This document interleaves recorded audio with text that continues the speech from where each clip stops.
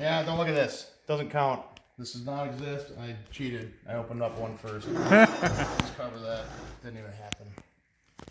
Alright, so I'll do an unbox video for you guys on the VSR Billet 88mm with the double V-band hot side.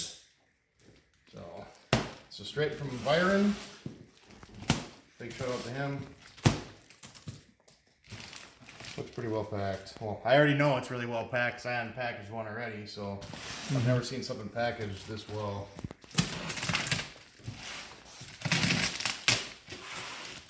So we got here.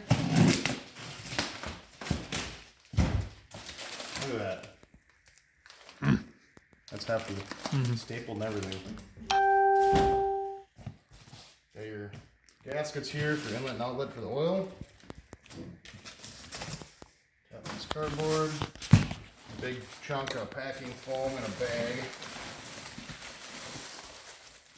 Molded to the turbo, looks like. Got your V-band here for your hot side outlet, it looks like. Yeah.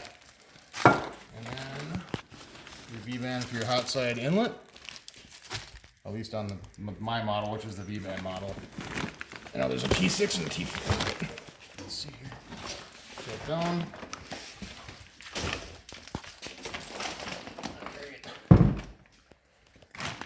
Baggy here, another fucking zip tie. Cool. Another thing in the way, not another zip tie.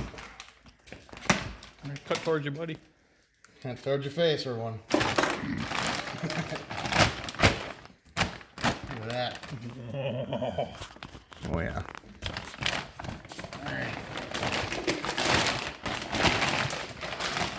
Make it look easy, but it's not late. This thing's actually kind of expected to be 480 frame style turbo. Alright, so what do we got here? Alright, so we got the V-band hot side, the 3-inch outlet, or 3-inch inlet, 4-inch outlet V-band, and the cold side here. This is a 3.5-inch V-band for the outlet on the cold side, and a good old 88mm billet wheel. Oh yeah. That's nice. See if we can't get this into the light. See if we can see the grooves on the inside. Yeah, sure. Let's get it over there. I don't know if we can get much closer to the light here, but just set it on the VW. Yeah. As you can see inside there. Oh, yeah.